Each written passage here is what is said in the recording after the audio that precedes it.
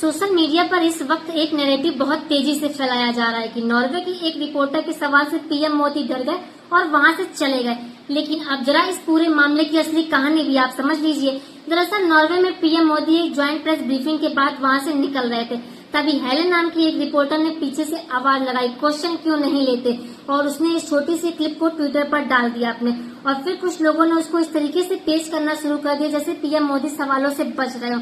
लेकिन यहाँ सबसे जरूरी बात यह है कि वह कोई खुली प्रेस कॉन्फ्रेंस नहीं थी, वह दो देशों के नेताओं की ज्वाइंट मीडिया ब्रीफिंग थी, जहाँ पहले से ही तय फॉर्मेट होता है और आमतौर पर क्वेश्चन आंसर नहीं रखा जाता है। तब लोगों ने इस ट्विटर पर भी रिपोर्टर को समझाया तो उसने जवाब दिया, नॉर्वे में ऐसा ही होता है। लेकिन सवाल ये है कि इंटरनेशनल डिप्लोमेटिक इवेंट भी क्या एक सड़क किनारे डिबेट की तरह चलते हैं? प्रोटोकॉल और इवेंट रूल भी कोई चीज होती है नहीं होती है। फिर लोगों ने उससे कहा कि अगर रूल्स अलग थे तो प्रेस इनवाइट दिखाइए, क्योंकि उसने गाइडलाइन में साफ साफ लिखा होता है। लेकिन मजेदार बात तो ये थी, जो दूसरों से जवाब मांग रही थी वो खुद इस सवाल का क्लियर जवाब तक नहीं दे पाई। अब थोड़ा सा उस रिपोर्टर का बैकग्राउंड भी देख लेते हैं। उसका नाम हेलेन लिंग बताया जा रहा है। सोशल मीडिया पर उसके फॉलोवर्स बहुत कम थे और जिस पब्लिकेशन में वो काम करती थी वो नॉर्वे के बड़े मीडिया हाउस से भी खास पहचान नहीं रखता था।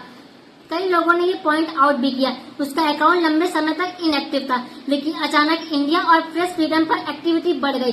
फिर जैसे ही वीडियो पोस्ट हुआ, भारत के अपोजिशन नेताओं, पॉलिटिकल कमेंटेटर्स और कई सोशल मीडिया अकाउंट ने तुरंत उसके नैरेटिव को एम्पलीफाई करना शुरू कर दिया, जिस वजह से लोगों ने पूरा मामला काफी कोऑर्डिनेटेड लगा।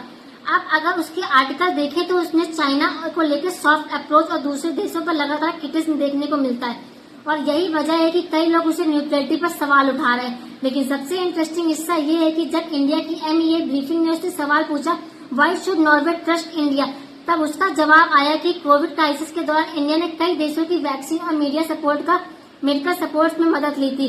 लेकिन इसके दौरान वह ब्रीफिंग बीच में छोड़कर बाहर निकल गई, जिस पर सोशल मीडिया पर और भी रिएक्शन आने लगे हैं। अब आखिर लोगों का सवाल यह है कि अगर नॉर्वे को इंडिया पर ट्रस्ट ही नहीं है तो नॉर्वे ने कुछ दिन पहले पीएम मोदी को अपना हाईएस्ट सिविलाइजेशन ऑनर क्यों दिया?